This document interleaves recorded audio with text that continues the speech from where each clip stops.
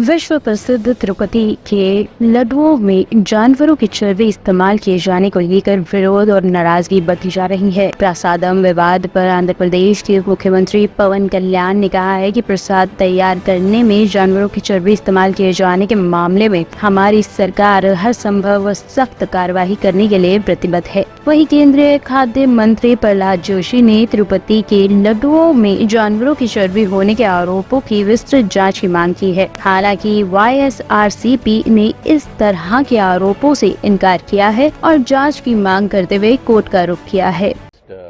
Blasting news about Tirumala Tirupati Devasthanam is about the adulteration that has been going on since last 5 years in the most important ingredient used in the preparation of prasadams to God Lord Venkateswara Swami. The cow ghee, which is prescribed by the Agam Shastra to be used for preparation of prasadams, has been adulterated with so many impurities and of cheap quality. And this has been observed by me since several years before, and I brought it to the concern of the concerned officers and the chairman of the trust board, but they didn't care about this. It is a lonely fight for me, but now the new government took over and promised to clear all the debris.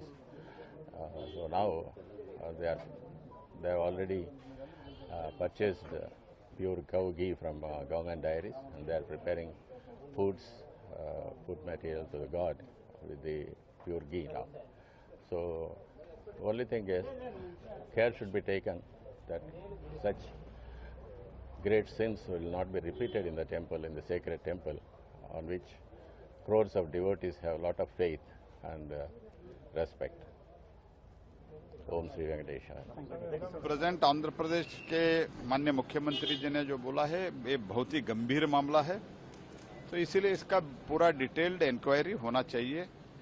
तो detail inquiry के बाद में जो भी गलती किया है उनको जरूर सजा मिले। जो तिरुपति की घटना सामने आ रही है वो शुद्ध रूप से आस्था पर आक्रमण और विश्वास से विश्वासघात का क्लियर कट केस है, और मुझे लगता है कि ये जो आस्था पर आक्रमण और विश्वास से विश्वासघात की षड्यंत्र साजिशें और गुनाह जिन्होंने किया है उन्हें माफ नहीं किया जाना चाहिए।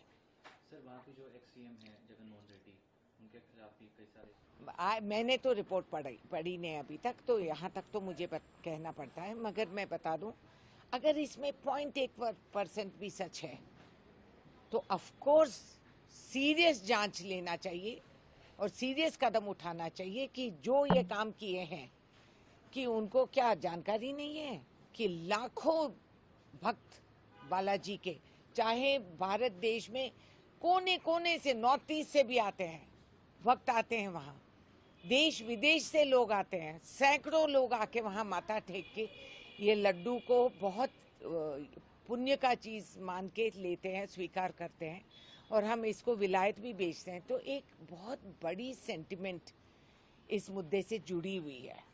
तो अगर ऐसे कोई लोग लालच में, चार चंद पैसे बचाने के लिए लालच में, और हम खुद ही सोच रहे थे इस बीच में कि लड्डू का साइज घट गया और क्वालिटी बिल्कुल ही बिगड़ गई थी। हम खुद ही सोच रहे थे, हर साल हम ये लड्डू आता है घर पे, कई लोग लाके देते हैं, हमारी किस्मत है, खुशकिस्मत है कि लोग ये प्रसाद हमको देते हैं और भगवान का आशीर्वाद सोच के हम लेते हैं। तो अगर इसमें 1.1% भी कुछ नुक्स है तो खबरदार, इसका तो सीरियस व्यू लेना चाहिए। कितने लोगों की सेंटिमेंट और बालाजी की अपमान ये होनी नहीं चाहिए। उनकी माँ की ख्याल रखते हैं हम, बालाजी की माँ बैठी रहती है किचन को देखते हुए, कईयों को पता नहीं ये बात, और कहा जाता है कि बालाजी की माँ खुद देवता वहाँ बैठ के वो देखती है किचन का योग। तो ये होना बहुत ही खराब है, बहुत ही खराब है अगर ये सच है। ब्यूरो रिपोर्ट टीम, द सारा टाइम्स न्यूज।